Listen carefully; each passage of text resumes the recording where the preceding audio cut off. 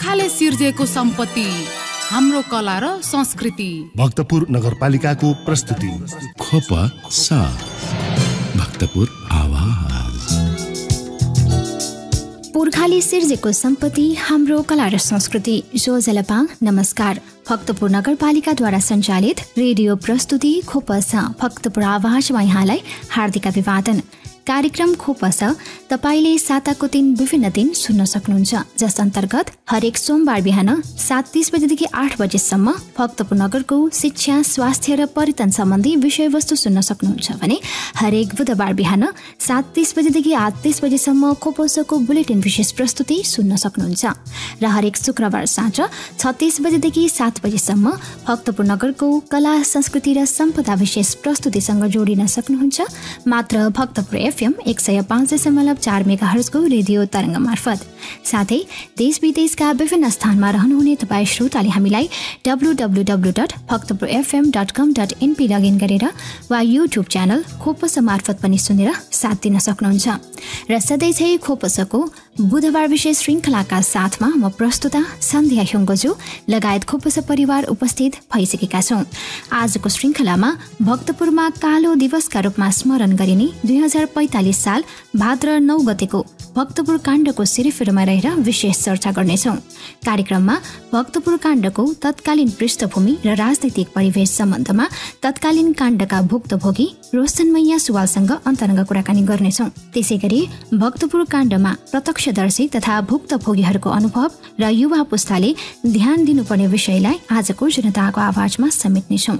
साथमा साताभरिका भक्तपुर नगरपालिकाका विविध गतिविधिहरू छँदैछन्। 2045 साल भाद्र 9 गतेलाई भक्तपुर नगरवासीहरूलाई तत्कालीन पञ्चायती सरकारले निर्ममतापूर्वक दबाएको दिनका रूपमा स्मरण गरिन्छ। 2045 सालको भूकम्पले बिथोलिएको भक्तपुरमाथि भक्तपुर काण्डका कारण तानाशाही पञ्चायती व्यवस्थाको आतंक सिर्जना गराएको थियो। तत्कालीन पञ्चहरूले कर्ण ह्युज नामक व्यक्तिलाई बलिको बोको बनाई उनको प्रयोग गरी भूकम्प पीडितमाथि अन्याय गर्न लगाई पीडितहरूलाई उक्साएर ह्युजको हत्या गर्ने र नेपाल मजदुर किसान पार्टीका कार्यकर्ताहरूलाई दोष थुपार्ने षड्यन्त्र रचेका थिए। भक्तपुरवासीहरू प्रहरी दमन, यातना र पीडा सहन बाध्य थिए। पक्राउ परेका व्यक्तिहरूलाई पटक पटक शारीरिक र मानसिक यातना दिइएको थियो। तर वास्तवमा तत्कालीन निरङ्कुश पञ्चायत सरकारले भक्तपुर काण्डको षड्यन्त्र रचेर नेपाल मजदुर किसान पार्टीको अस्तित्व मेटाउने र कार्यकर्ताहरूलाई सशरीर समाप्त गर्ने दुस्साहस गरेका थिए। पञ्चायत सरकारले दर्ता गरेको भक्तपुर काण्डको झुठा ज्यान मुद्दाले नेपालको राजनीतिमा ठूलो तरङ्ग पैदा गर्यो। जनताहरू तानाशाही पञ्चायती शासनको विरोध जुलुसमा उत्रे। भक्तपुर काण्डमा गरिएको प्रहरी दमन, अन्याय, पक्षपाती सरजमिन र जाली मुद्दाको विरोधमा हजारौं महिलाहरू र युवाहरू चर्को विरोधमा उत्रिए, जुन ऐतिहासिक महत्त्वकै घटना बन्यो। 2046 साल फागुन 7 गते नेपाली जनताले बहुदलीय प्रजातन्त्र जनआन्दोलन सुरु गरे। अन्ततः आन्दोलनको बलमा 2046 साल चैत 26 गते बहुदलीय व्यवस्था पुनः स्थापना भयो। यसै सन्दर्भमा भक्तपुर काण्डको तत्कालीन पृष्ठभूमि, राजनैतिक परिवेश लगायत यससँग सम्बन्धित विविध कुराकानी गर्न आज हामी माझ हुनुहुन्छ उक्त घटनाका भुक्तभोगी एवं अनुभवी महिला कार्यकर्ता रोशनमैया सुवाल। साथमा हुनुहुन्छ सहकर्मी रविन्द्र कोशी। श्रोताबिन, भक्तपुर नगरपालिकाको रेडियो कार्यक्रम खोपसा भक्तपुर आवाजको बुधबारको बसाइमा तपाईँलाई स्वागत छ। म हुँ तपाईँको आफ्नै प्रस्तुता रविन्द्र प्रसाद कोशी। आजको बसाइमा हामी तत्कालीन 2045 साल भाद्र 9 गते, जसलाई भक्तपुरमा कालो दिवसको रूपमा पनि मनाइन्छ र आम रूपमा भक्तपुर काण्डको रूपमा पनि चिनिन्छ। तत्कालीन भाद्र 5 गते बिहान 5:05 भूकम्प आइसके पछाडि राहत मार्ने क्रममा भएको धाँधलीलाई भक्तपुरका जनताहरूले विरोध गर्ने किसिमले ह्युजु तत्कालीन कर्णप्रसाद ह्युजुलाई घुमाइए पश्चातको त्यो अवसरलाई उपयोग गरेर तत्कालीन पञ्चायती सरकारले नेपाल मजदुर किसान पार्टी, तत्कालीन नेपाल मजदुर किसान संगठनलाई समूल नष्ट पार्ने उद्देश्यका साथ गरिएको उक्त काण्डलाई हामीले अहिले पनि भक्तपुर काण्डका रूपमा चिन्दै आएका छौँ। आजको बसाइमा हामी भक्तपुर काण्डको वरिपरि रहेर प्रत्यक्ष रूपमा एउटा व्यवस्थाले दिएको पीडालाई सहनुभएका र आम रूपमा महिलाहरूको तात्कालीन परिस्थिति र उहाँहरूको भूमिकाका विषयमा कुराकानी गर्ने तयारीमा छौँ। र यो बसाइमा हामीसँग हुनुहुन्छ भक्तपुर नगरपालिका तत्कालीन वडा नम्बर 9 चोछे र हाल वडा नम्बर 6 मा जनप्रतिनिधिका रूपमा पनि हुनुहुन्छ रोशनमय आसवाल। आउनुहोस्, उहाँसँगको यो अन्तर्संवाद र विशेषतः तत्कालीन समय र तत्कालीन काण्डसँग वरिपरि रहेर उहाँको भोगेका विषयमा पनि कुराकानी गर्दैछौँ। आउनुहोस्, उहाँसँग कुराकानी सुरु गरौँ। यहाँलाई कार्यक्रममा स्वागत छ। हस्, धन्यवाद। हुन त त्यो परिस्थिति त्यति सहज थिएन र कल्पनीय पनि थिएन। कल्पना गरिएको थिएन त्यो परिस्थिति त्यसरी हुन्छ भनेर। अलिकति त्यो बेलाको परिस्थिति अलिकति याद गरिनुहोस् न। 2045 साल भाद्र 5 पानी परिरहेको स्थिति पनि थियो, हामीले प्रत्यक्ष रूपमा देख्न पाएनौँ, सुनेको कुरा। र भूकम्पदेखि राहत बाँड्ने प्रक्रिया, बाँड्ने क्रम र त्यो काण्डसम्मको परिस्थिति एकचोटि सरसर्ती सम्झिदिनुहोस् न। धन्यवाद रविन्द्रजीलाई। आजभन्दा 35 वर्ष अगाडिको कुरा यहाँले स्मरणमा ल्याउने अवसर दिनुभयो, त्यसको निम्ति म यहाँप्रति कृतज्ञ छु। र यस विषयमा जनताको बिचमा एफएम मार्फत प्रश्न पार्ने अवसर दिनुभयो, त्यसको निम्ति पनि धन्यवाद दिन चाहन्छु। तत्कालीन पञ्चायती व्यवस्थाको अवस्थामा 2045 सालको घटना हो यो। 2045 सालमा जब 5 गते भूकम्प गयो, भाद्र 5 गते, त्यो भूकम्पले भक्तपुरमा धेरै क्षति भएको थियो। 60 जना भक्तपुरका जनता मृत्यु भए भूकम्पले पुरिएर। घरहरू धेरै भत्केका थिए, धनजनको क्षति भयो। यस्तो अवस्थामा नेपाल सरकारले जनतालाई राहत दिनुपर्ने र पीडितहरूको निम्ति सहयोग पुर्याउनु पर्ने व्यवस्थाले जनतामाथि थप वज्रपात गरेको कुरा हामी अत्यन्तै दुःखी छौँ। त्यो घटनालाई सम्झनु पर्दाखेरि त्यसकारण त्यसको विरुद्धमा पनि छौँ हामी। किन भन्दाखेरि तत्कालीन अवस्थामा नगर पञ्चायतमा नेपाल मजदुर किसान सङ्गठनको 17 वटा थियो त्यति बेला भक्तपुर नगरमा, र 15 वटा वडामा नेपाल मजदुर किसान सङ्गठनका कार्यकर्ताहरूले विजय प्राप्त गरेको र अनि प्राणपञ्च र उपप्राणपञ्च समेत नेपाल मजदुर किसान सङ्गठनका कार्यकर्ताहरू थिए, नेताहरू थिए। त्यो अवस्थामा अनि राष्ट्रिय पञ्चायतको सदस्य पनि नेपाल मजदुर किसान सङ्गठनकै नेता गोविन्द दुवालजी हुनुहुन्थ्यो। अनि राहत वितरणको विषयमा नगरपालिकाले तत्कालीन अवस्थामा 2 लाख रुपैयाँ राहत कोष खडा गरिएको थियो र जनतालाई राहत दिने भनेर 10,000 समेत निकासा गरिसकेको अवस्था थियो। र जनप्रतिनिधिहरू अनि नेपाल मजदुर किसान पार्टीका कार्यकर्ताहरू भूकम्पबाट क्षति भएको घरहरूको लगत सङ्कलन गर्ने कार्यमा एकदमै व्यस्त थियो। अनि त्यस्तो अवस्थामा नगरपालिकाले राहत वितरण गर्ने कुरा जनताको बिचमा एकदमै प्रचार प्रसार भइरहेको अवस्था थियो।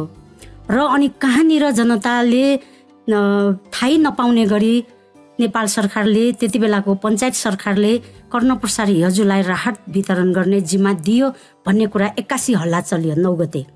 र त्यो हल्ला सुनेपछि पीडित जनताहरू कहाँनिर राहत वितरण गरियो, कसले गरियो भनेर बरु चासोका साथ ठाउँ ठाउँमा हेर्न गयो।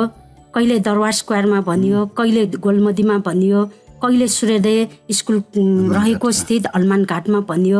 जनताहरू यताउता राहत पाउनको निम्ति, राहतको कुपन पाउनको निम्ति भौतारी रहेको अवस्था थियो।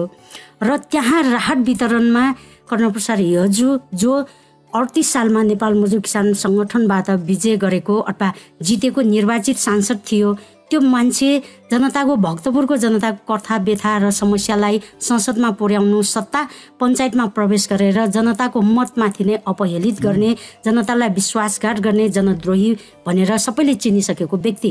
त्यस्तो व्यक्तिलाई पञ्चायत सरकारले राहत वितरणको जिम्मा लगायो, जसले पक्षपात गर्यो। त्यहाँ राहत वितरणको कुपन वितरणमा पक्षपात गरियो। त्यहाँ चाहिँ आफ्नै मण्डलीहरू, आफ्नै पञ्चका भरौतेहरू र आफ्नो नातागोतालाई राहत वितरण गरियो। जनताको त्यहाँ विरोध र आक्रोशका स्वरहरू धेरै हामीले सुन्यौँ। र त्यो अवस्थामा अनि उसलाई जुत्ताको माला लगाइदियो, कालो मुसो लगाइदिएको त्यो घटनासम्म चाहिँ हामीलाई थाहा थियो। अनि जब हामीले बेलुका एफएम लगायत नेपाल टेलिभिजनमा हामीले के न्युज सुन्यौँ भन्दाखेरि कर्णप्रसाद हिजोलाई भक्तपुरका जाफुहरूले जनताले यसरी छाताले कोची मारे अथवा ब्लेडले चिरेर खुर्सानी दलिदिए आलपिन खोचिदिए भन्ने किसिमका त्यो समाचार सुनेपछि सबै जनता स्तब्ध भए। यो कसरी हुन सक्छ? यो त हुनै नसक्ने कुरा। जनताले त्यस्तो गर्नुपर्ने अवस्थाका मान्छे पनि होइन त्यो, किनकि जनद्रोही हो, जनतामाथि विश्वासघात गर्ने व्यक्ति हो भनेर थाहा थियो। त्यसलाई छुनुपर्ने अवस्था पनि छैन। नेपाल मजदुर किसान सङ्गठनले सबै कार्यकर्ताहरूलाई के भनिएको थियो भने कि हजुरलाई छुनु आवश्यक छैन। जति हामीले विरोध गर्छ, यहाँका जनताले जति विरोध गर्छ त्यति उसको पञ्चायतमा प्रमोसन हुन्छ, पञ्चायती व्यवस्थाले उसलाई माथि लान्छ। त्यसकारणले उसलाई विरोध गर्नु आवश्यक छैन। त्यो एक्लैलाई विरोध गरेर हामी भक्तपुरको निम्ति केही उपलब्धि हुने छैन। त्यसकारणले नेपाल मजदुर किसान पार्टीले हिजोप्रति कुनै किसिमको त्यस्तो पूर्वाग्रह या त्यस्तो गर्नुपर्ने आवश्यकतै थिएन। र त्यहाँ नेपाल मजदुर किसान सङ्गठनले यसरी गरियो भनेर जुन झुट्टा किसिमका पञ्चहरूका मनगणन्ते त्यस्ता प्रचारहरू, त्यस्तो किसिमको एकतर्फी प्रचारहरू सुन्दाखेरि भक्तपुर जनतामाथि त्यो घात भएको हामीले पायौँ भने भोलिपल्ट हामी बिहान उठ्दा त त्यहाँ धेरै हाम्रा नेता कार्यकर्ताहरू अथवा नेपाल मजदुर किसान सङ्गठनका तत्कालीन सङ्गठनका नेता कार्यकर्ताहरूको पक्राउ पर्यो। नेपाल मजदुर किसान सङ्गठनका श्रद्धेय अध्यक्ष कमरेड रोहित लगायत भक्तपुर नगरका प्रधान पञ्च, उपप्रधान पञ्च, राष्ट्रिय पञ्चायतका सदस्य समेतको पक्राउ परेको भोलि बिहान हामीले थाहा पायौँ। यो भन्नुको अर्थ जनप्रतिनिधिहरू र नेपाल मजदुर किसान पार्टीका तत्कालीन सङ्गठनका कार्यकर्ताहरूलाई नियोजित ढङ्गले त्यो हत्याको अभियोगमा फसाउने एउटा षड्यन्त्रकारी एउटा त्यो षड्यन्त्र नै थियो। अब यो जस्तै 9 गते बिहान मात्र थाहा भएको र त्यो दिन नै कर्णप्रसाद हिजोको लागि अन्तिम दिन रह्यो र अब त्यसमा एउटा मौका छोपेको भन्ने पनि एउटा षड्यन्त्र तपाईँले भनिसक्नु भएको छ। त्यसमा ब्याकग्राउन्डको बारेमा अलिकति पृष्ठभूमि पनि बताइदिनु भयो।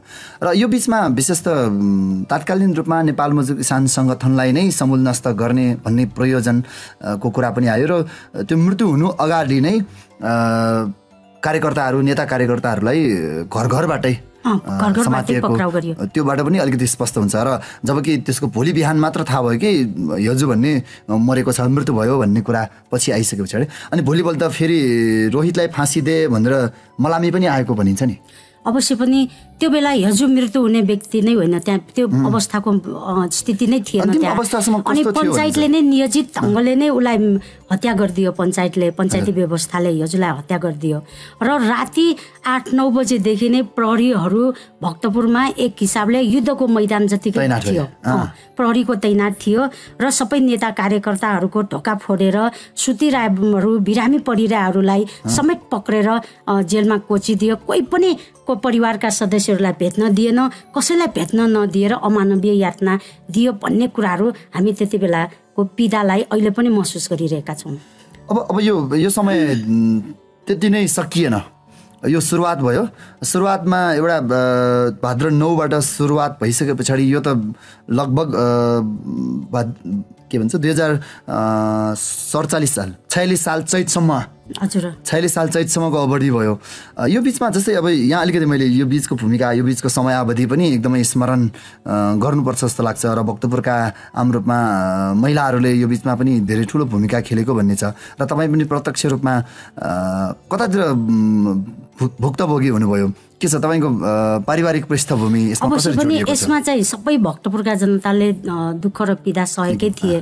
पञ्चायतले दिएको, व्यवस्थाले दिएको, राज्यले दिएको जुन पीडा हो, जुन दमन हो, जुन अन्यायपूर्ण निर्दयी जनतामाथि, त्यसरी सोझा सिधा किसानहरूमाथि दिएको दमन भनेको त्यो अत्यन्तै निर्लज्ज व्यवस्थाप्रति नै एक हिसाबले जनताको वितृष्णा पैदा हुने किसिमको त्यो दमन थियो। त्यो अवस्थामा धेरै जसो नेपाल मजदुर किसान सङ्गठनका कार्यकर्ताहरू अघि भने जस्तै भूकम्पबाट पीडितको राहत वितरण गर्नेदेखि राहत सङ्कलन गर्ने अथवा उहाँहरूको पीडित क्षति सङ्कलन गर्ने कुरोमा लागिरहेकाहरूलाई जानी ज्यानमुडामा फसाइनु एउटा त्यो षड्यन्त्र भयो। जो पाए त्यो सबैलाई कार्यकर्ता जतिलाई अनि अर्को चाहिँ अनि पक्राउ गरेको के लगट्टै त्यहाँ भक्तपुरमा दमनका गतिविधिहरू सुरु गरे। तिनीहरूले घर तोड तोडफोड गर्ने, पीडितहरूको घर जो पक्राउ परेका बन्दीहरू छन् तिनीहरूको घर तोडफोड गर्ने, अनि महिलाहरूमाथि अभद्र व्यवहार गर्ने, हामी जेलभित्र भेट्न जानेहरूलाई पनि ज्यानमाराको स्वास्नी छोरी बहिनी भनेर एकदम अभद्र छुच्चा एकदम निर्लज्ज ढङ्ग किसिमको गाली गरेर हामीमाथि त्यस्तो दुर्व्यवहारहरू गरेको त्यो पीडा हामीले भुलेका छैनौँ। र मेरै घरको कुरा गर्नुहुन्छ भने मेरो बुवा त्यो घटनासँग सम्बन्धित पनि छैन, केही होइन। अवश्य पनि नेपाल मजदुर किसान पार्टीको एकजना कार्यकर्ता थिए र कार्यकर्ता अहिले पनि हुनुहुन्छ। र त्यति बेला अब जाली मुद्दा हो, यो षड्यन्त्र गरेरै यो चाहिँ नेपाल मजदुर किसान पार्टीका नेता र कार्यकर्ताहरूलाई फसाएको हो भन्ने कुरा सबै भक्तपुरका जनतालाई थाहा छ र स्वयं पञ्चायत र अन्य सबै बुद्धिजीवी र पत्रकार सबैलाई थाहा छ। तथापि थाहा थियो, तथापि त्यसको विरुद्धमा आवाज उठाउने भन्ने त भक्तपुरकै जनता हो, पीडा भक्तपुरकै जनतामाथि हो। त्यस कारणले मेरो बुवाले वालपेटिङ गरेको आरोपमा भनेर कामरेड रोहित लगायत भक्तपुरका राजबन्दीहरूलाई रिहा गर भनेर वालपेटिङ गरेको आरोपमा भनेर वैशाखमा पक्राउ गरियो हैन। अनि धेरै समयपछि त्यसरी पक्राउ गरियो र पक्राउ गरेको त्यही साँझदेखि नै बुवालाई एकदमै शारीरिक रूपमा यातना दियो, एकदमै शारीरिक रूपमा यातना दियो। हामी भेट्न जान्छौँ, भेट्न दिएन। अनि त्यति बेलाका प्रहरीहरू अहिले पनि नाम याद छ, लालेचा र अनि इन्सपेक्टर अर्जुन शाही, उहाँले नै के भन्नुभयो भन्दाखेरि यो केटीहरू कहिले दाई बनेर आउँछ, कहिले काका बनेर आउँछ, कहिले आफ्नै बुवा बनेर आउँछ, के हो यिनीहरू यसरी प्रहरी प्रशासनदेखि पनि नडराउने के हो यिनीहरू भनेर हामीलाई धम्काउनु खोज्यो। हामीलाई सिधै भन्यो, हामी साँचो कुरा गरिरहेछौँ। कहिले मेरै काकालाई पक्राउ गरेछ, कहिले आफ्नै दाइलाई पक्राउ गरेछ, कहिले बुवालाई पक्राउ गरेछ, के होइन भने तपाईँहरू रेकर्डमा हेर्नुहोस्। अहिले पनि मेरै बुवालाई पक्राउ गरेर बिना पुर्जी बिना जानकारी त्यसरी पक्राउ गरेर यहाँ ल्याएर त्यसरी यातना दिनु भनेको यो अमानवीय यातना भयो, त्यसरी यातना दिन पाइँदैन भनेर हामीले भन्दाखेरि हामी माथि दुर्व्यवहार गर्यो प्रहरीले। अनि जस्तो बुवालाई सोधेको प्रश्नपछि हामी बुवालाई नखुजेल चलान गरेपछि हामी भेट्न जाँदा यहाँ रहन्जेल खोरमा 15 दिन जति राखियो तर कहिले भेट्न दिएन हामीलाई। एकदमै भेट्नको निम्ति हामी बिहान बेलुका दिनदिनै जान्छौँ, कहिले भेट्न दिएन। एकदमै बुवालाई तिम्रो बुवालाई यसरी पित्यो भनेर घरमा चाहिँ फेरि त्यही मण्डलीहरूले खबर ल्याउने यसरी पित्यो, अब चाहिँ बाँच्दैन तिम्रो बुवा, अब तिमीहरूले कागजमा सही गर्नुपर्छ भन्ने। अनि के कागजमा सही गर्ने? हामीले कागजमा सही गर्नुपर्ने कारण के छ र? हामीले के गरेका छौँ र? हामी त आफ्नो घर खेत गरेर खाइरहेछौँ, त्यो हामीले गर्नुपर्ने किन हामीले कागजमा सही गर्ने भन्दाखेरि होइन, कागजमा सही गर्यो भने अहिले नै छोडिदिन्छ तिमीहरूलाई भनेर तिम्रो बुवालाई मनाइदेऊ। तिम्रो बुवा त कार्यकर्ता रहेछ नेपाल मजदुर किसान पार्टीको, त्यसैले कागजमा सही गर्न मान्दैन, धेरै कुताई खाइयो, अब तिमीहरूले सही गरियो भने पनि हामी छोडिदिन्छौँ भनेर अर्जुन शाही स्वयं र अनि त्यति बेलाका 21 सालका भूमि सुधार अधिकारी भनेर चिनिने भासु पासा समेत घरमा आएर हाम्रो आमालाई सबै परिवारलाई राखेर 2-3 घण्टा सम्झायो। यसरी यो हत्या हजुरको हत्या कामरेड रोहित र उनका गुट अथवा उनका पार्टीले गरेको हो भनेर तिमीहरूले सही गर, अनि तिम्रो बुवालाई छोडिदिन्छ, तिम्रो श्रीमानलाई छोडिदिन्छ भनेर मेरो आमाले त्यसरी मनाउनु खोज्यो। तर मेरो आमाले पनि मान्नु भएन, किनकि हामी सबैलाई थाहा छ यो एउटा षड्यन्त्रमूलक ढङ्गले फसाइएको हत्याको अभियोग हो। त्यसैले हामीले यसमा सही गर्नु हुँदैन, किनकि हामीले घटना देखेकै छैन, हामीले त्यो पार्टीले गरेको भन्ने कुरा हामीले कुनै किसिमको त्यस्तो सूचना त्यस्तो किसिमको जानकारी नै हामीलाई छैन भने हामीले किन सही गर्ने भनेर हामीले नमानेपछि 15 दिन यहाँ खोरमा राखेर एकदमै अमानवीय यातना दियो। अनि उहाँलाई जब नखुजेलमा चलान गरिसकेपछि हामी भेट्न जाँदाखेरि उहाँले सुनाउनु भयो उहाँको त्यो घटना जुन जिउभरिको निलदाम देख्दाखेरि हामीलाई यति पीडा भयो कहिले पनि कसैको त्यस्तो नराम्रो नचिताउने होइन, कहिले पनि कसैको नराम्रो नभलो त्यो नचिताउने मान्छेलाई त्यसरी पिटेर प्रशासन प्रहरीले त्यति अमानवीय यातना दियो। यो भनेको त यो व्यवस्थाले, यो पञ्चायतले जनतामाथि अत्यन्त दमन हो। हामी मात्र होइन, सबै भक्तपुरवासी जो बन्दी हुनुहुन्छ, जो पक्राउमा परेका छन्, सबैलाई त्यसरी नै अमानवीय यातना दिएको रहेछ।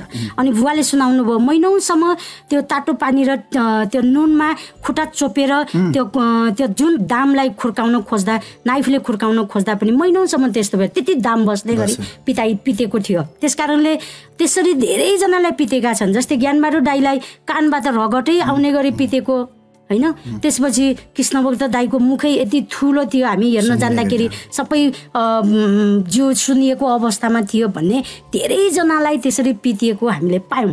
र उनीहरूको योजना नै के छ भन्दाखेरि भक्तपुरमा जसरी भए पनि नेपाल मजदुर किसान सङ्गठनलाई यो मुद्दामा फसाउने, ज्यान मुद्दामा फसाउने र अनि नेपाल मजदुर किसान पार्टीलाई समूल नष्ट गर्ने योजना थियो। किनकि नेपाल मजदुर किसान पार्टी हो, के अपराध थियो र त्यस्तो यो हत्या जस्तो अभियोगमा फसाउनु पर्ने गरी नेपाल मजदुर किसान पार्टीले अपराध गरेको छ भने जनतालाई सचेत गराएको हो। जनतालाई राजनीतिक हिसाबले, शैक्षिक हिसाबले, सामाजिक हिसाबले सचेत गराउने काम मात्र गरेको हो। हामी सबैलाई थाहा छ, ज्ञानबाटै प्राण पञ्च हुनुहुँदाखेरि हाम्रै चोक गलीमा चाफी लिएर कुचो लाउन आएको, सफाई गर्न आउनुभयो कि त्यसरी सफाई अभियान गरेर जनतालाई शिक्षाको विद्यालय बनाएर शिक्षा दिने त्यस्तो जनप्रतिनिधिहरूलाई जेलमा कोच्नु भनेको के अपराध गरेको? त्यो नै अपराध हो। त्यसरी जनतालाई, जनताको हक हितको निम्ति, जनताको मौलिक अधिकारको निम्ति, राजनीतिक अधिकारको निम्ति जनतालाई राजनीतिक हिसाबले सचेत गराउने नेता तथा कार्यकर्तालाई जान मुद्दामा जानी फसाउने जुन षड्यन्त्र गर्यो, त्यो भनेको राजनीतिक पार्टीमाथि अर्थात् भक्तपुरका जनतामाथि अत्यन्तै अमानवीय दमन हो। त्यो भनेको अत्याचार हो। त्यसरी राजनीतिक कारणले जनतालाई त्यसरी दबाउनु पर्ने कुरै छैन। त्यो दबाउनु भन्नुको अर्थ पञ्चायतले गल्ती गरेको हो, षड्यन्त्र, त्यो ज्यान मुद्दा जस्तो षड्यन्त्र गरेर अब त्यसलाई उन्मुक्ति पाउनको निम्ति भक्तपुरका जो पनि केटाहरूलाई पक्राउ गरेर लगेर कागज गराउने के रोहित र रोहितको गुट अथवा रोहितको पार्टीले हजुरलाई मारेको हो भनेर कागज गराएर त्यसकै प्रमाणकै आधारमा, त्यसलाई प्रमाणको आधारमा नेता तथा कार्यकर्तालाई जेल हाल्ने भन्ने जुन ज्यान अभियोग लगाउने जुन योजना बुन्यो, त्यो असफल भएको हो वास्तवमा। श्रोताबिन, भक्तपुर नगरपालिकाको रेडियो कार्यक्रम खोपस भक्तपुर आवाजको बुधबारको बसाइमा छौँ र आज हामी 2045 साल भाद्र 9 गते भक्तपुर काण्डलाई स्मरण गर्दैछौँ। र यो स्मरण गर्ने क्रममा आज तत्कालीन त्यो काण्डको या त्यो परिस्थितिको अनुभव र त्यो बेलाको परिस्थितिलाई हामी कार्यक्रम मार्फत प्रस्तुत गर्ने जमर्को गर्दैछौँ। र हामीसँग हुनुहुन्छ तत्कालीन समयमा भुक्तभोगीको रूपमा र महिला प्रतिनिधिको रूपमा अगाडि आइरहनुभएका रोशन म्यासवाल र हाल उहाँ जनप्रतिनिधिको रूपमा पनि हुनुहुन्छ। 2045 साल भाद्र 9 को काण्ड पछाडि 67 जनालाई ज्यान मुद्दाको मुद्दा लगाइयो र त्यो अनुसार पक्राउ पनि गरियो र त्योभन्दा बढीलाई पक्राउ गरियो र धेरै पीडा पनि दियो र त्यो पीडा धेरै समय सहनु पर्यो। तपाईँले भने जस्तो हाम्रोमा त्यहाँ धेरैका परिवार र धेरैका आफन्तहरू पनि त्यो बिचमा पीडामा परे र एउटा त्यो श्रृङ्खला रोकिएन र धेरै समय भइसके पछाडि महिलाहरूले पनि धेरै हदसम्म भूमिका खेलेको भनेर हामीले सुन्नमा पाउँछौँ र त्यो वास्तविकता पनि हो। र आश्विन 1 गते असोजको 1 गते भनेको त्यही वर्ष 2045 साल असोजको 1 गते भाद्र पछाडि दसैँको ताका सरजमिन गरिएको भन्ने कुरा त्यो पनि एउटा महत्त्वपूर्ण क्षणको रूपमा हामीले लिइरहेका छौँ। यसलाई अलिकति त्यो सरजमिनको अलिकति त्यो सिन यस्तो त्यो हत्याको अभियोग लगाइसकेपछि 67 जनालाई ज्यान मुद्दामा फसाइयो होइन। धेरै हजारौँ कार्यकर्तालाई सुरक्षा कानुनमा भनेर जेल कोचिदियो, कसैलाई 9 महिना 3 महिना 6 महिना गरेर कोचिदियो। त्यसपछि अनि त्यो जुन भोलिपल्ट हजुरको हत्या अथवा पञ्चायतले हत्या गरेको भोलिपल्ट नै शव यात्रामा मरिचमान सिंह, त्यति बेला तत्कालीन प्रधानमन्त्री मरिचमान सिंह र राष्ट्रिय सभाका अध्यक्ष नवराज सुवेदी समेत धेरै मन्त्रीहरू र पञ्चायतका मण्डलीहरू त्यो शव यात्रामा थिए। तिनीहरूले रोहितलाई फाँसी दे, नेपाल मजदुर किसान पार्टी, जाफु पार्टी मुर्दाबाद भनेर नारा लगाउँदाखेरि भक्तपुरका जनताहरू धेरै रोए र अनि त्यो क्रम चाहिँ त्यो जुन त्यो नारा दिउँसो नारा लगाएको थियो, बेलुकादेखि प्रहरीको दमन एकदमै ज्यादती भयो। त्यहाँ ज्यादती किसिमको दमनहरू सुरु भयो र अनि भक्तपुर हरेक टोलमा चाहिँ प्रहरीहरूको त्यति नै मानव युद्ध क्षेत्र जस्तो पुलिसको हुलै देखिने। त्यो भएपछि जनता अत्यन्तै असह्य भएर अब भक्तपुरमा सबै नेता कार्यकर्ताहरू हाम्रा निम्ति हेर्ने हामी चाहिँ यहाँ नेतृत्वविहीन अवस्थामा पुगिसक्यौँ, अब महिलाहरू उठ्नुपर्छ भनेर महिलाहरूको आन्दोलन त्यहाँदेखि सुरु भयो। जस्तो कि अनि महिलाहरूले अब प्रहरीलाई हाम्रो टोल र हाम्रो गली र हाम्रो ठाउँमा हाम्रो डोकामा चाहिँ प्रवेश गर्न नदिने भनेर सबै महिलाहरू बाहिर निक्ले र महिलाहरूले रातभरि जागराम बस्ने। किनकि हरेक नेता तथा कार्यकर्ताहरू त्यहाँ बन्दी बनाइसकेपछि उहाँहरूको परिवारमा उहाँहरूको घरमा खानतलासी गर्ने अनि भएको किताबहरू लुटेर लाने त्यो अपहरण शैलीमा आतंक मचायो। अनि घरमा तोडफोड गर्ने र महिलाहरूमाथि अभद्र व्यवहार गर्ने। त्यो भएपछि अब सबै पीडित महिलाहरू हामी सडकमा बस्नुपर्छ भनेर हामीले चोकमा चाहिँ महिलाहरू बस्न थाल्यौँ र त्यहाँ जागराम बस्यौँ।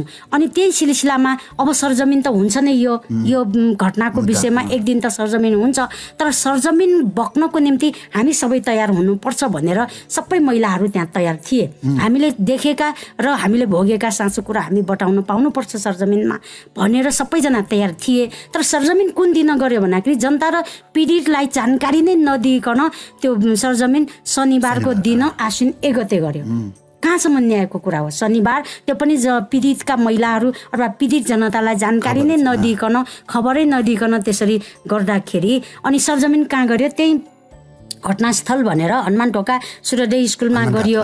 त्यहाँ हाम्रा नेता तथा कार्यकर्ताहरूलाई गाडीभित्र ल्याएर त्यहाँ राखिदियो। अनि हामी पनि अब जानुपर्छ, बक्नु आफूले देखेका कुराहरू, हामीले भोगेका कुराहरू, हामी माथि भएका अन्यायका कुराहरू सरजमिनमा बक्नु पाउनुपर्छ भनेर हामी धेरै सबै वडाका महिलाहरू त्यहाँ पुग्यौँ। तर कसैलाई पनि छिर्न दिएन। त्यहाँ मात्र छिर्न दियो मण्डलहरू र पञ्चायतका पढौतेहरू मात्र।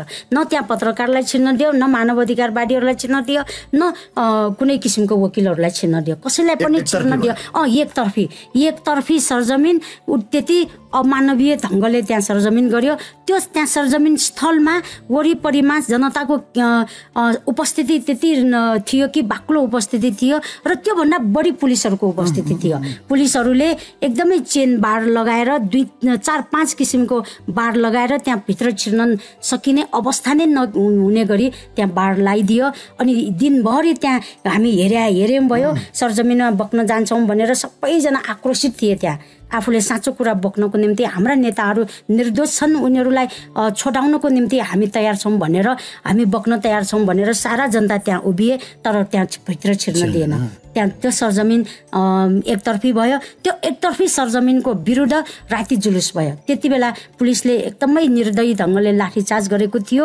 तथापि महिलाहरू र त्यहाँ पीडितका परिवार रोकिएन र जुलुसमा परिणत गरेर पञ्चायत र त्यस व्यवस्थामाथि आक्रोश पोखे। जी, सरजमिनलाई त्यतिमै टुङ्ग्याइयो। हजुर, उनीहरूले एकतर्फी रूपमा सरजमिन गरिसकेर त्यही अनुसारको अब हुन त असत्य टिक्दैन र अन्याय लामो समयसम्म हुन सक्दैन भन्ने भयो र त्यही अनुसार भक्तपुरमा त्यस पछाडि ठुलो जनआन्दोलन भए पश्चात 46 साल चैत्र 26 गते जनआन्दोलन पश्चात प्रजातन्त्र बहुदल प्राप्ति भए पछाडि यो एउटा त्यो कालो दिन चाहिँ अन्त्य भएर सुखद सुरुवात त भयो। यद्यपि त्यो काण्डलाई अहिले पनि हामी सम्झिरहेछौँ भक्तपुर काण्डको रूपमा, कालो दिवसको रूपमा, र प्रत्येक वर्ष या प्रत्येक समय हामी त्यो क्षणबाट केही न केही सिक्न खोज्दैछौँ। र आम रूपमा अहिले पछिल्लो नयाँ पुस्ताले पनि यी चिजलाई स्मरण गरिराख्नुपर्छ भन्ने हिसाबले पनि आजको यो बसाइमा तपाईँसँगको कुराकानी हामीले जोड्न खोजेका हौँ। र नयाँ पुस्ताले यो एउटा काण्डबाट, एउटा घटनाबाट के सिक्नुपर्छ जस्तो लाग्छ? अवश्य पनि राजनीतिक रूपले दबाउन खोजेपछि धेरै किसिमको अन्याय र अत्याचारमा परिने रहेछ जनता, होइन, दमनमा परिने रहेछ। र त्यसको परिणाम धेरै दबाएपछि, धेरै दमनमा पारेपछि जनताहरू पनि त्यही हिसाबले सचेत भएर उठ्ने त्यो स्वाभाविक हो। कस्तो बललाई जति थिच्यो त्यति माथि उफ्रिन्छ भन्ने जस्तै एकदमै दमन गरिएको थियो त्यति बेला जनतामाथि, र जनताहरू पनि उत्तिकै भित्रभित्र सक्रिय थिए र जनताले त्यो जुन पञ्चायत र पञ्चायत व्यवस्था विरुद्ध नै एउटा अभियानको रूपमा राजनैतिक हिसाबले सचेत भएर जनआन्दोलनमा सहभागी भए। र यसको अर्थ हामीले जनआन्दोलन नभएसम्म, प्रजातन्त्र नआएसम्म हाम्रा नेता तथा कार्यकर्ताहरूलाई अब नछोड्ने भयो, रिहा नहुने भयो भनेर जनताले बुझेर 40 सालको जनआन्दोलनमा पञ्चायत विरुद्ध नै, व्यवस्था विरुद्ध नै त्यो आन्दोलनमा सहभागी भए। जस्तो तपाईँले अहिले पनि बुझ्न सक्नुहुन्छ, फागुन 7 गते जब वाम मोर्चा र काङ्ग्रेसको संयुक्त रूपमा जनआन्दोलन घोषणा भयो होइन, अब भोलिपल्ट 8 गते नै बिहान 7 बजे नै सूर्यमन्दिरबाट निस्केको जुलुसलाई अहिले पनि हामी आकलन गर्न सक्छौँ। त्यहाँ हजारौँ जनाको जुलुस थियो, त्यसमा सँगसँगै महिलाहरू पनि थिए। र त्यो जुलुसलाई जब तौमडीमा पुगिसकेपछि त्यति बेलाका पञ्चायतले त्यो दमदम गोली हानेको दृश्यहरू हामी अहिले एकदमै पीडादायक ढङ्गले सम्झिरहेका छौँ, किनकि हाम्रै कार्यकर्ताहरूले छातीमा गोली थापेका छन् प्रजातन्त्रको निम्ति। त्यति प्रतिशोध पञ्चायतप्रति के बरु छातीमा गोली थाप्दाखेरि त्यो पीडा नहुने, त्यो पञ्चायतले दिएको 20 महिनासम्मको दिएको पीडा चाहिँ त्यति उसको निम्ति जिन्दगीमा छाप के त्यस्तो किसिमको पीडादायक दिनहरू बित्यो। त्यसकारणले त्यो अब यस्तो किसिमको घटना भनेको यो राजनीतिक घटना भयो। यो राजनीतिक हिसाबले नै पञ्चायतले षड्यन्त्र गरेर जाली मुद्दामा फसाइएको हुनाले अहिले पनि यस्ता घटनाहरू नहोला भन्न सकिन्न, किनकि त्यति बेलादेखि नै हाम्रो नेपाल मजदुर किसान पार्टीले अब त्यति तत्कालीन सङ्गठनको कार्यकर्ताको हैसियतले अथवा नेताको हैसियतले 19 सालमा नै हाम्रो पार्टी अध्यक्षज्यू जनप्रतिनिधि भएर जनताको सेवा गरेर, जनताको घरसम्म गएर जनताको सेवाको निम्ति जुन लाग्नु भयो, त्यही प्रेरणाबाट हामीले पनि जनप्रतिनिधि भएर यसरी सेवा गर्नुपर्छ भनेर अहिले लागिरहेछौँ नि त। अहिले नेपालको सबभन्दा राम्रो नगरपालिकाको रूपमा हामी छौँ, किनकि शिक्षामा हेर्नु, स्वास्थ्यमा हेर्नु, हरेक क्षेत्रमा हामी अगाडि छौँ। जनतालाई त्यही हिसाबले हामीले सुविधा दिइरहेका छन्। जनताको आवश्यकता अनुसार समाजवादी दृष्टिकोणले नै समाजवादी व्यवस्थामा हुने किसिमका सुविधाहरू दिनको निम्ति हामी तयार भएर हामी लागिरहेका छौँ। त्यसकारण यो भनेको त अहिलेको व्यवस्था, अहिलेको सरकारको निम्ति पनि चुनौती हो, किनकि सरकार चाहिँ पुँजीवादी व्यवस्थाको छ। विदेशीको दलाली गर्ने, विदेशीको अगाडि झुक्ने, विदेशी दलालका नेताहरू सत्तामा छन् र हाम्रो संविधान फेरि समाजवाद उन्मुख संविधान छ, तर संविधानको विपरीत शासन सत्तामा बस्ने शासकहरू छन्। त्यसकारणले त्यो शासकहरूले हामी समाजवादी दृष्टिकोणले अगाडि गइरहेको हाम्रो नेपाल मजदुर किसान पार्टीको जुन सिद्धान्त र जुन विचार छ, त्यो विचार अनुसार हामीले आफू निर्वाचित रहेको नगरपालिकामा हामीले जनताको निम्ति गर्नुपर्छ, समाजवादी हिसाबले नै हामीले काम गर्नुपर्छ भनेर हामी लागिरहेका छौँ। त्यसकारणले त्यो अहिलेको सरकारलाई पनि त्यो आँखामा त्यो बिजिन सक्छ। त्यसकारणले त्यति बेला जसरी पञ्चायतले त्यति बेलाका हाम्रा जनप्रतिनिधिले गरेको क्रियाकलाप, किन महिलालाई शिक्षा दिनु भनेको अपराध थिएन नि त। सबै महिला टोलमा महिलालाई साक्षरता कक्षा सञ्चालन गरेर किसानहरूलाई कख पढाएर शिक्षा दिनु अपराध थिएन नि त। त्यो अपराध ठानियो पञ्चायतले भनेपछि अहिलेको यो पुँजीवादी सरकार, अहिलेको सरकारले पनि हाम्रो नेपाल मजदुर किसान पार्टीका कार्यकर्ताहरू उनीहरूको निम्ति एउटा फलामको चिउरा नै छन्। त्यसकारणले हामीले गरेको गतिविधि जतिसुकै राम्रो र जनताको निम्ति उपलब्धिमूलक भएर पनि हामीलाई त्यस्तो किसिमको फेरि पनि षड्यन्त्र हुन सक्छ भन्ने कुराहरू हामीले त्यो शिक्षा लिनु आवश्यक छ। नयाँ पुस्ताले यो शिक्षा लिन सक्यौँ भने हामी राजनीतिक हिसाबले सचेत हौँला र सबै जनतालाई हामीले राजनीतिक हिसाबले वर्गीय हिसाबले वर्गीय राजनीतिक सचेत बनाउन नसकेको खण्डमा फेरि त्यो समस्या, त्यो घटना, त्यो षड्यन्त्रहरू दोहोरिन सक्छ।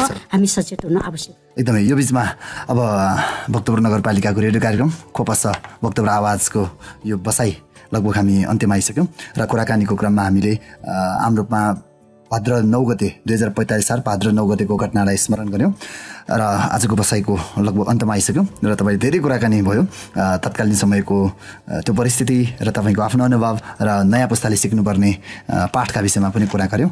हस्त व्यस्तताका बावजुद पनि भक्तपुर नगरपालिकाको रेडियो कार्यक्रम खोपसाको लागि विशेष समय दिनुभयो, त्यसको लागि तपाईँप्रति हार्दिक आभार व्यक्त गर्छु। हस्, तपाईँलाई पनि धन्यवाद। हस्, नमस्कार, धन्यवाद। पुर्खाले सिर्जेको सम्पत्ति हाम्रो कला र संस्कृति। भक्तपुर नगरपालिकाको प्रस्तुति खोप साथ भक्तपुर आवाज। कार्यक्रममा पुनः स्वागत। तपाईँ सुन्दै हुनुहुन्छ भक्तपुर नगरपालिकाद्वारा सञ्चालित रेडियो प्रस्तुति खोपसा भक्तपुर आवाज। साथमा छु म प्रस्तुता सन्ध्या ह्युङ्गजु।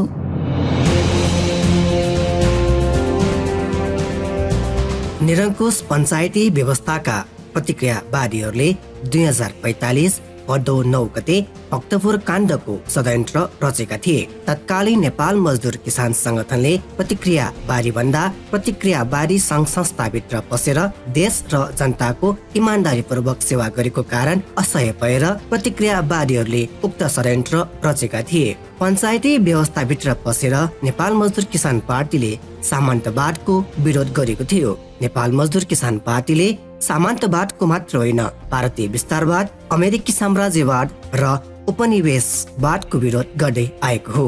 पञ्चायत व्यवस्था अन्त्यको निम्ति नेपाल मजदुर किसान पार्टीले जनताको घर आँगन पुगेर राजनीतिक चेतना दिँदै आयो।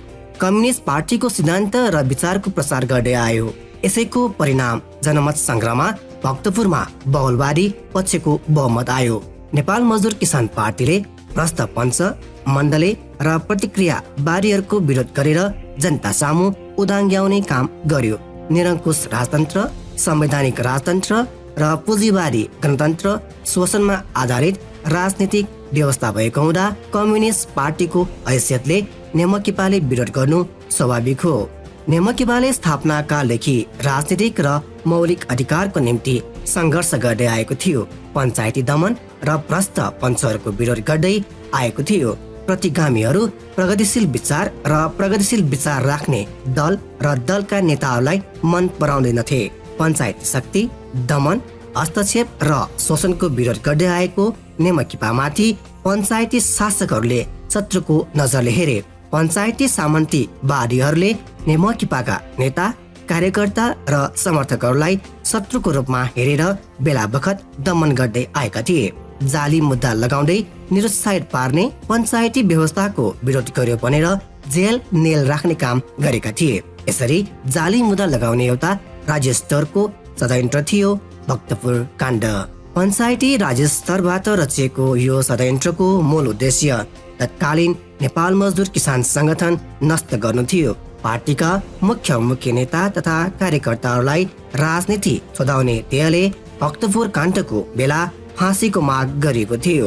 भक्तपुर लगायत नेमकिपाको संगठन भएको जिल्ला र स्थानमा आतंक मचाएको थियो।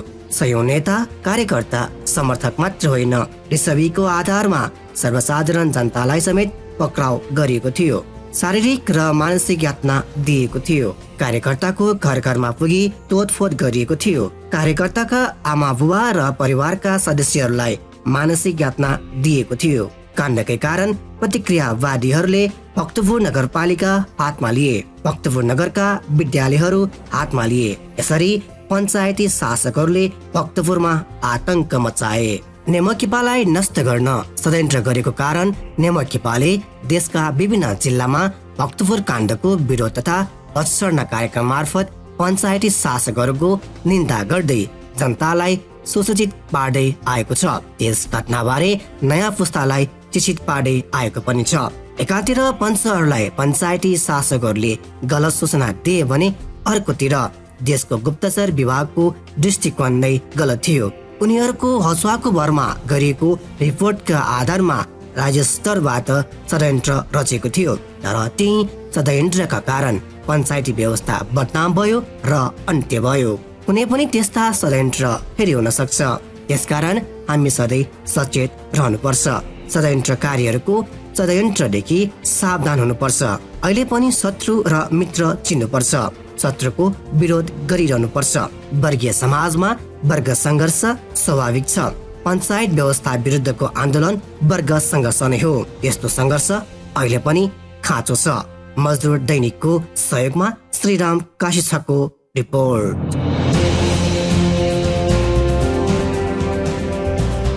आजभन्दा करिब 35 वर्ष अगाडि निरङ्कुश पञ्चायती व्यवस्थाले भक्तपुरलाई खुल्ला जेलखाना बनाएको श्वेत आतंकको नाम हो 2045 साल भाद्र 9 गतेको कालो दिन अर्थात् भक्तपुर काण्ड।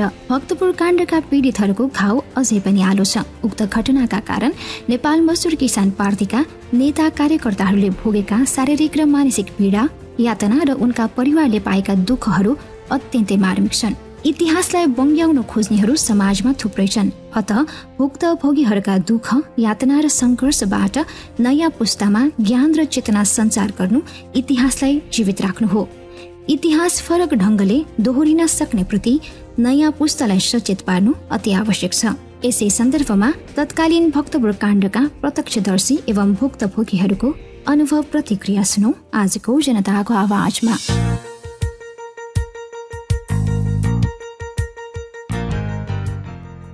म राजेन्द्र दुमरु पेसाले शिक्षक हुँ। 2045 सालमा भक्तपुर काण्ड हुँदा म 17 वर्षको थिएँ। त्यो समयमा भक्तपुरमा पञ्च र प्रहरीहरूको राज थियो। त्यतिखेर जनप्रतिनिधि र राजनीतिक पार्टीका नेता कार्यकर्ताहरूलाई मात्र होइन, सर्वसाधारणलाई पनि ठुलो दुःख दिएको थियो प्रहरीले। म काम विशेषले काठमाडौँ जाँदै थिएँ। त्यतिखेर काठमाडौँ भक्तपुरमा साझा यातायात बस चल्थ्यो। समागारीमा पुग्दा प्रहरीले बस रोक्यो। सबैजनालाई लट्ठीले ताक्दै बसबाट झर्न लगायो। हरेकलाई केरकाट र खानतलासी लिँदै थियो। त्यतिखेर हामीलाई ज्यापु, ज्यानमारा लगायतको गाली प्रहरीले गर्थ्यो। हामीले एक शब्द बोल्न सक्ने अवस्था थिएन। त्यतिखेर भक्तपुरको हरेक ठाउँमा यस्तो डरको अवस्था थियो।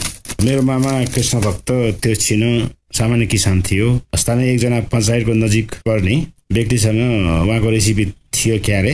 त्यो व्यक्तिको सुराकीको आधारमा मेरो मामालाई प्रहरीले पक्राउन खोज्यो। राति 11-12 बजे घरैमा प्रहरी आयो। बिचरा मेरो मामा आफ्नो ज्यान जोखिम राख्दै छतबाट भाग्नु पर्यो। त्यतिखेरका यस्ता घटनाहरू सम्झना अहिले पनि आङसिरिङ हुन्छ।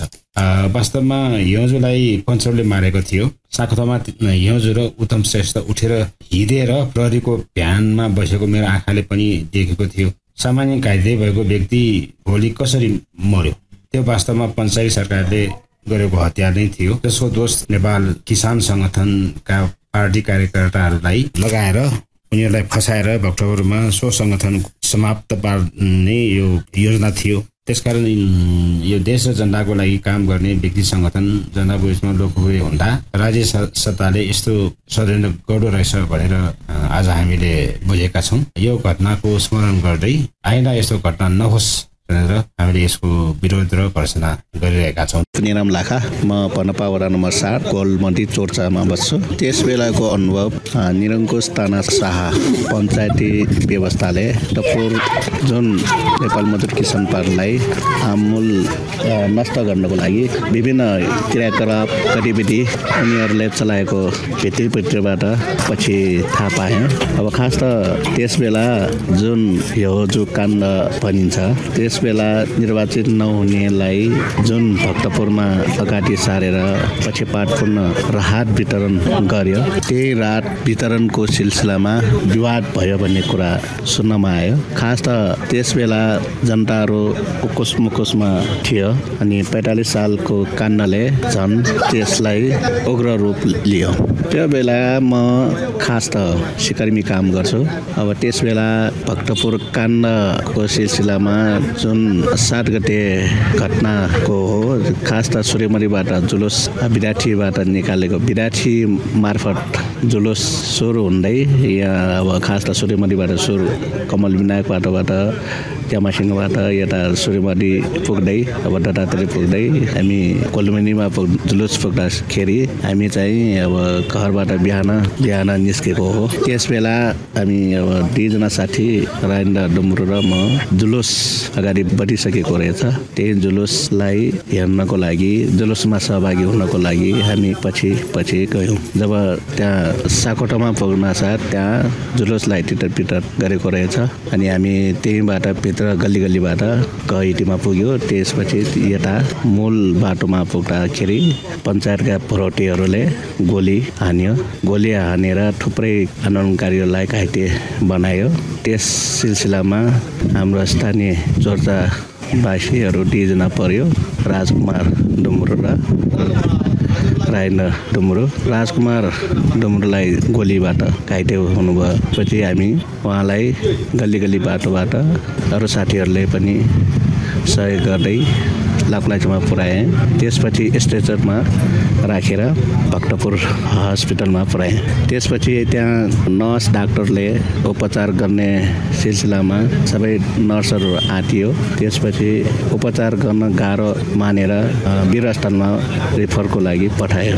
त्यसपछि एम्बुलेन्समा राखेर घाइते हामी अरू साथीहरू पनि त्यही एम्बुलेन्समा बसेर 1 जना प्रहरी घाइतेलाई पनि सँगै लगेर वीरस्थलमा पुर्यायो। वीरस्थलमा भर्ना भयो। भर्ना भइसकेपछि घाउ चोट सबै हेऱ्यो। त्यसपछि उपचारको क्रममा डाक्टरले सबै घाइतेहरूलाई हेऱ्यो। त्यसपछि रातको समयमा त्यो घाउ हुने घाइतेहरूलाई त्यो पोल्ने विभिन्न दुख्ने रातभरि सुत्न सकेन। त्यस दिनमा म त्यही उपचारको क्रममा घाइतेहरूलाई सहयोगको लागि त्यही बसेँ। भोलिपल्ट विभिन्न पत्रकारहरू भरोटे प्रहरीहरू सिभिल ड्रेसबाट विभिन्न कुराकानी सुन्नको लागि चलपल बढाइसकेपछि म घर त्यहाँ बस्न नसक्ने अवस्था पुगेपछि म घरमा आएँ। विभिन्न त्यहाँ कुराकानी अब त्यो घाइते जुन सहयोग गर्नेहरूलाई पनि समातेर लानुपर्छ भन्ने कुरा गाइनु सुन्नासाथ अब त्यहाँ अरू बुढापाकाहरूलाई अथवा अरू साथीहरूलाई यस्तो हुने देखियो भनेर हामी चाहिँ युवा जवानहरू त्यहाँबाट घर आए। घरमा आइसकेपछि अब सबै कुरा घाइते भएको विवरण अब सम्बन्धित परिवारहरूलाई सुनाए। धेरै गर्नुहोस् भनेर हामी उहाँका आमा राजेन्द्र डुम्रुका आमा उहाँको परिवारलाई हामीले सुनाए। त्यो सुनाइसकेपछि हामी त्यो दिन त्यतिकै बित्यो। यस्तो घटना अब खास त राज्य स्तरबाट विभिन्न बहानाले अर्को विभिन्न तरिकाबाट घटना घटाउन सक्छ। त्यसलाई हामी ध्यान दिनुपर्छ। अहिलेको जस्तै अब अहिले नै अब खास त अब अहिले तत्काल नहोला, पछि हामी कमजोर हुनसाथ विभिन्न बहाना बनाएर हामीलाई फसाउन सक्ने, विभिन्न घटना घटाउन सक्ने भएर हामी चनाखो हुनुपर्छ। त्यसैले हामी सबै भावी कार्यकर्ता भावी पुस्ताहरूलाई यो सन्देशबाट हामी सिक्नुपर्छ भन्ने मेरो भनाइ हो। म विश्वराम प्रजापति हुँ। 2045 साल भाद्र 9 गतेको काण्डमा पीडित मध्ये एकजना हुँ। त्यस बेला म 22 स्कुलमा काम गर्थेँ। प्रशासनिक दमनको क्रममा म पनि पक्रेँ भाद्रको 15 गते। त्यसपछि पुलिस खोरमा लगेर म लगायत त्यहाँ पक्रिएका सबै भक्तपुरका दाजुभाइहरूलाई एकदम अमानवीय यातना दिएको थियो। त्यस क्रममा मलाई जुन यातना दिएको हो त्यो एकदम बर्बर थियो। यातना क्रममा आफूले थाहा नभएको कुरामा भन्न लगाउनको लागि कहिले धम्क्याउने, कहिले खुलाउने अथवा सम्झाउने गर्दै उनीहरूले जिउमा एकदम राङ्गोलाई पिटे जस्तो पिट्ने, खुट्टाको पाइतालामा पनि त्यस्तै धेरै पिट्ने कामहरू भयो। साथसाथै खुट्टाको औँलाहरूमा अनि हातको औँलाहरूमा पनि पिन खुसार्ने, त्यसलाई हलाउने, बुटले थिच्ने जस्ता एकदम अमानवीय यातनाहरू त्यस बेला दिएको थियो, जुन म लगायत भक्तपुरका जनताले कहिले पनि त्यो बिर्सन सक्ने छैन। र अब यस्तो यो जुन घटना घटेको हो त्यसमा नेपाल मजदुर किसान पार्टीको जनताप्रतिको ठुलो लगाव, योगदान, जनतालाई शैक्षिक र राजनीतिक रूपमा उठाउने काम गरेको परिणामको रूपमा म लिन्छु। यस्तो जुन षड्यन्त्र हो राज्यबाट रचित गरेको षड्यन्त्र हो। यस्तो षड्यन्त्रहरू फेरि फेरि पनि हुन सक्छ, किनभने नेपाल मजदुर किसान पार्टी अझै देश र जनताको निस्वार्थ सेवामा त्यतातिर लागिरहेको छ, जुन अरू शासक दलहरूलाई अरू प्रत्यावादी दलहरूलाई मन परेको थिएन। त्यसैले त्यो जस्तै फेरि पनि यो नेपाल मजदुर किसान पार्टीलाई, भक्तपुरका जनतालाई, शोषित वर्गको प्रतिनिधित्वमा अथवा शोषित वर्गको पक्षमा सङ्घर्ष गरिरहेको जुनसुकै दललाई पनि फेरि पनि यस्तो षड्यन्त्र हुनसक्छ र यसबाट युवा विद्यार्थीहरूले पाठ सिक्नु जरुरी छ, किनभने आजका युवा विद्यार्थी भनेको भोलिका देशका कर्णधार हुन्, भोलिको देश ढाक्ने उनीहरू शक्ति हुन्। त्यसैले उनीहरूले पनि यस्ता जुन षड्यन्त्रका घटनाहरू, इतिहासहरू चाहे नेपालका हुन् चाहे विश्वका हुन्, त्यसको निरन्तर अध्ययन गर्नुपर्छ, त्यसबाट पाठ सिक्नुपर्छ, ताकि भोलि त्यसो जुनसुकै त्यस्तो षड्यन्त्र रचे पनि, जाल बुने पनि त्यस्ता षड्यन्त्रकारीहरूको जालबाट उम्किन सक्नेछन्, उनीहरूलाई परास्त गर्न सक्नेछन्। यसले समग्रमा देश र जनताको यसको सेवा पुग्न जानेछ, देशको भविष्य निर्माण हुन जानेछ। 45 सालमा म तत्कालीन वडा अध्यक्ष हिमालय स्वरलाल मूल, म 8 वडाबाट निर्वाचित भएको थिएँ। त्यो दिन म नगरपालिकामै थिएँ, घटनासँग म सम्बन्धित थिएन, तर पनि मैले चाहिँ नगरपालिकाको झ्यालबाट साकोठामा आएको मास, जहाँ चाहिँ हिजो हिँडेरै आएको थियो, पुलिस आइसकेपछि उहाँ हिँडेरै भ्यानमा बसेको थियो, त्यो कुरो हामीले चाहिँ झ्यालबाट मुभी क्यामेराबाट हामीले चाहिँ त्यो सबै खिचिरहेको थिएँ।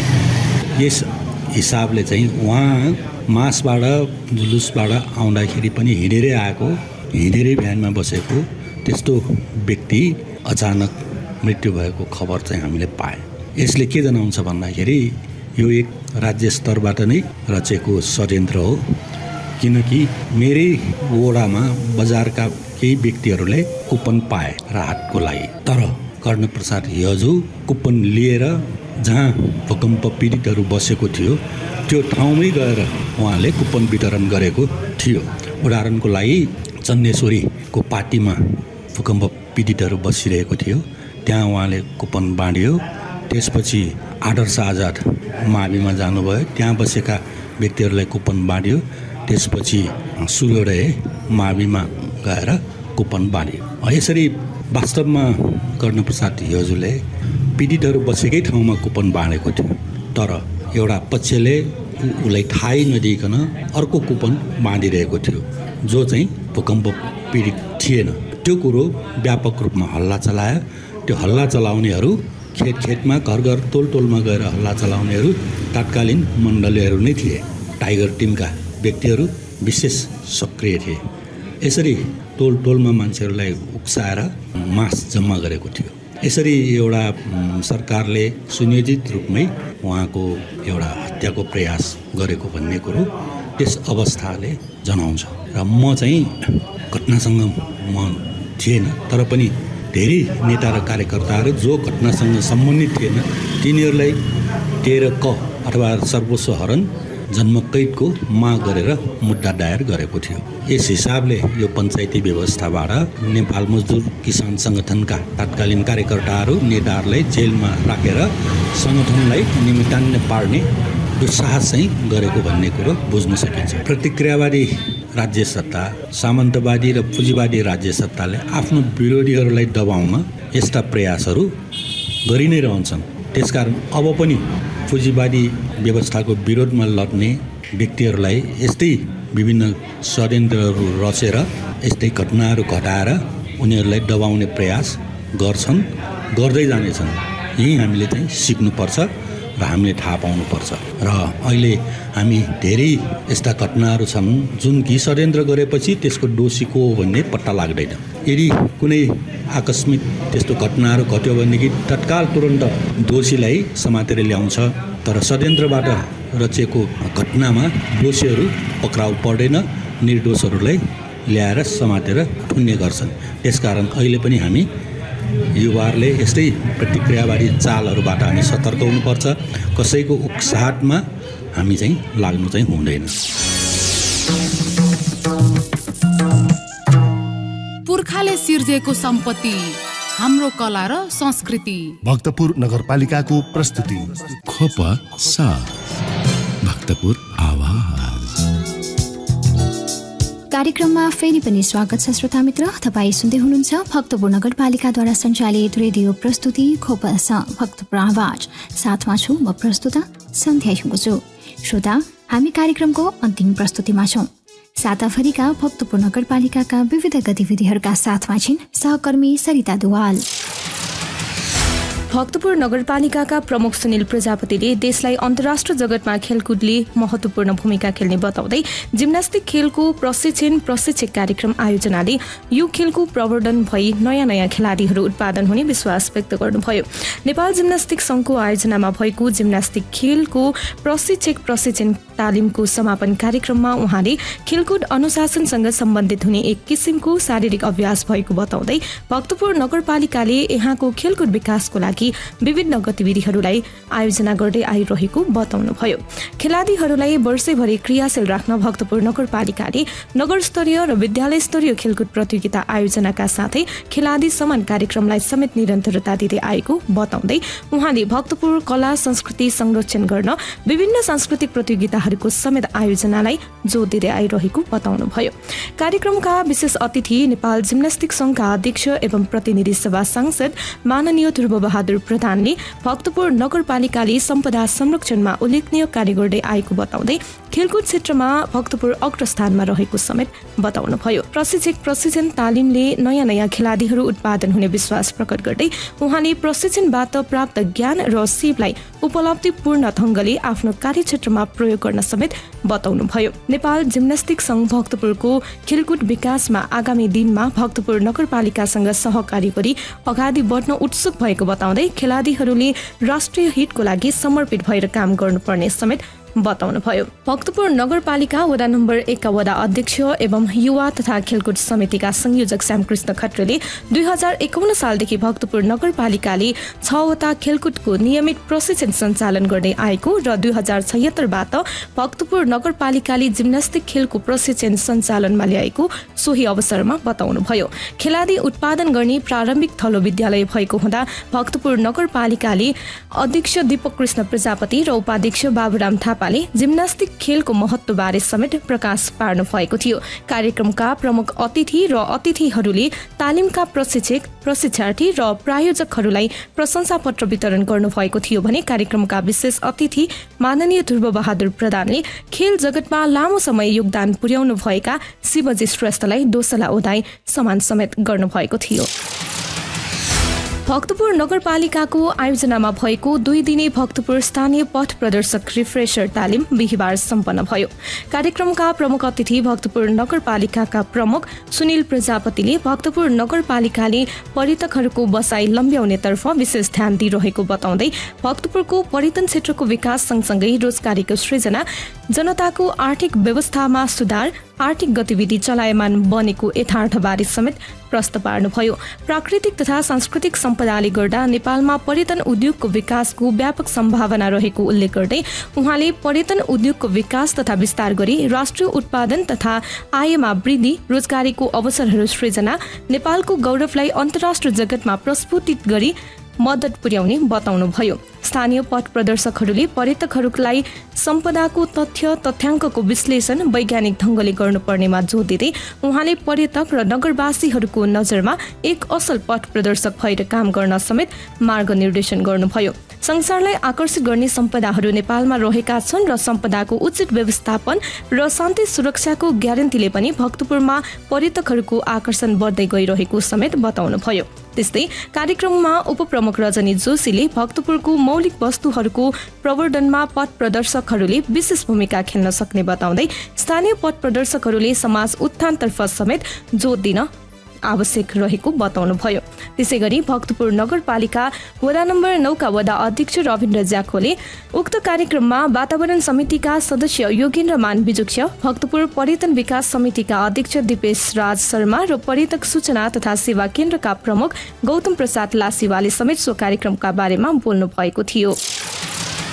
नेपाल मजदुर किसान पार्टीका अध्यक्ष नारायणमान विजुक्ष रोहितसँग साम्राज्यवाद विरोधी लेखक तथा पत्रकार विजय प्रसादको नेतृत्वमा आएको भारतीय बुद्धिजीवीहरूको एक टोलीले भक्तपुरमा आइतबार भेटघाट तथा छलफल कार्यक्रम गरेको थियो। भेटघाटमा अध्यक्ष रोहितले कम्युनिस्ट आन्दोलन दाल भात र दुक्कुको समस्या समाधानको आन्दोलन मात्र नभई सांस्कृतिक आन्दोलन समेत रहेको बताउनुभयो। नेपाल मजदुर किसान पार्टीका कार्यकर्ताहरू निरन्तर जनताको निस्वार्थ सेवामा समर्पित रहेको बताउँदै उहाँले नेमकीपाली कार्यकर्ताहरूको वैचारिक प्रशिक्षणमा समेत जोड दिइरहेको बताउनुभयो। भेटमा लेखक विजय प्रसादले वर्तमानको आन्दोलन र संघर्षबाट नै भविष्यको समाजवादको चरित्र निर्धारण हुने बताउनुहुँदै कम्युनिस्ट पार्टीहरू सधैँ जनतासँग जोडिएर रहनुपर्ने बताउनुभयो। विभिन्न देशहरूको समाजवादी आन्दोलनबाट सिक्नुपर्ने बताउनुहुँदै उहाँले भौतिक परिवर्तनमा मात्रै जोड नदिएर वैचारिक आन्दोलन र जनताको राजनैतिक प्रशिक्षणलाई समेत महत्त्वमा नराख्दा धेरै देशका कम्युनिस्ट पार्टीहरू असफल भएको उदाहरण व्यक्त गर्नुभयो। भेटमा भारतीय प्रतिनिधि मण्डलका सदस्यहरू सुनधवा देशपाण्डे, टी अम्बेडकर, विनुथा, रोजा प्रसाद र नेपाली मित्र प्रमेश पोखरेलको सहभागिता रहेको थियो भने नेपाल मजदुर किसान पार्टीका केन्द्रीय सदस्य सुनिल प्रजापति, सुरेन्द्र राज गोसाई, रविन्द्र ज्याखो समेतको उपस्थिति रहेको थियो। भेटघाट अघि उक्त टोलीलाई भक्तपुरको खौमास्थित लायकुमा भक्तपुर नगरपालिका प्रमुख सुनिल प्रजापतिले स्वागत गर्नुभएको थियो। त्यस्तै टोलीले लायकु र तौमदी क्षेत्रका ऐतिहासिक सम्पदाहरू अवलोकन गर्नुका साथै नगरपालिकाद्वारा सञ्चालित खोपो कलेज, खोपो अस्पताल र खोपो इन्जिनियरिङ कलेज र स्थानीय भक्तपुर बचतद्वारा सञ्चालित आदर निकेतनको समेत अवलोकन गर्नुभएको थियो। खोपसको आजको श्रृङ्खलामा भक्तपुर काण्डको तत्कालीन पृष्ठभूमि राजनीतिक परिवेश सम्बन्धमा तत्कालीन काण्डका भुक्तभोगी रोशनमैया सुवालसँग अन्तरङ्ग कुराकानी गर्यौं। कार्यक्रम अवधिभर सुनेर साथ दिनुहुने तपाईँ श्रोतालाई हार्दिक धन्यवाद। कार्यक्रम तयार पार्न सहयोग गर्नुहुने सहकर्मीहरू रविन्द्र कोशी, श्रीराम काशीज्वा र सरिता दुवालाई विशेष आभार। कार्यक्रमका लागि आवश्यक सल्लाह र सुझाव प्रदान गर्नुहुने रविन्द्र ज्याखो र दिपेन्द्र प्रजापतिलाई हार्दिक धन्यवाद र प्राविधिक सहयोगका लागि राजेश हाडा र रवि हाडालाई विशेष आभार। शुक्रबार साँझ 36 बजेदेखि 7 बजेसम्म खोपसको कला संस्कृति र सम्पदा विशेष प्रस्तुतिका साथमा उपस्थित हुने नै छौँ। तबसम्मका लागि म प्रस्तुता सन्ध्या ह्याङ्गुजो लगायत खोपस परिवारलाई बिदा दिनुहोस्। तपाईँको समय शुभ बितोस्। नमस्कार।